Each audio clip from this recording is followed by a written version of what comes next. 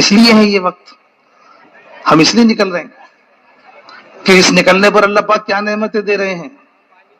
حدیث میں آتا ہے جو آدمی اللہ کے راستے میں نکلے اور نکل کر چلے اور راستے کی دھول اس کے پیروں پہ لگ جائے، جہنم کی آگ اس کے پیروں کو نہیں جلائے گی، جہنم کی آگ اس کے پیروں کو نہیں جلائے گی۔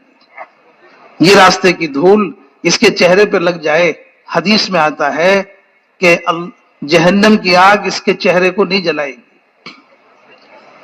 اگر یہ دھول اللہ کے راستے کی اس کے پیٹ میں داخل ہو جائے تو جس طرح سے حدیث کے اندر ہے، جس طرح سے ایمان اور بخل ایک دل کے اندر جمع نہیں ہو سکتا، اسی طرح سے اللہ کے راستے کی دھول، جہنم کی آگ ایک پیٹ میں جمع نہیں ہو سکتی۔ اللہ کے راستے کی دھول، حدیث کے اندر آتا ہے کوئی آدمی اس راستے میں نکلے اور نکل کر کے ایک دن گزارے،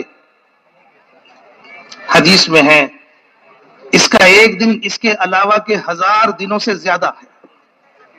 اللہ کے راستے میں ایک دن گزارنا اس کے علاوہ کے 1000 دنوں سے زیادہ ہے۔ ایک دن کی اتنی قیمت۔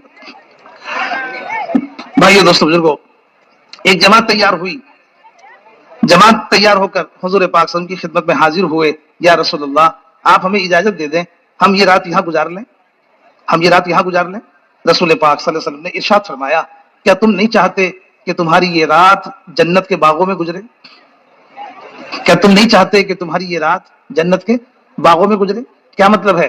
اللہ کے راستے میں نکل کر رات گزارنا، اللہ کے راستے میں نکل کر رات گزارنا، جنت کے باغوں میں رات گزارنا ہے، جنت کے باغوں میں رات گزارنا ہے۔ بھائیو دوستو بزرگو، اللہ کے راستے میں نکل کر ایک دن کی قیمت 1000 دنوں سے زیادہ، ایک رات کی قیمت، جنت کے باغوں میں رات گزارنا، اللہ کے راستے میں نکل کر دھول اور مٹی کی قیمت یہ ہے کہ وہ دھول جہنم کی آگ کو قریب نہیں آنے دے گی۔ ساری دنیا میں کتنے لوگ ہیں جو دھول میں سنتے ہیں، کتنے لوگ ہیں جو سفر میں رات گزارتے ہیں، کتنے لوگ ہیں جو سفر میں دن گزارتے ہیں، کیا ان کے لیے بھی یہ فضیلت ہے؟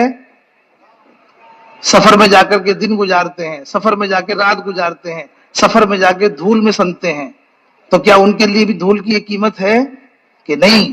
دنیا کے لوگ سفر کر رہے ہیں، ہوائی جہاز بھرے ہوئے چل رہے ہیں،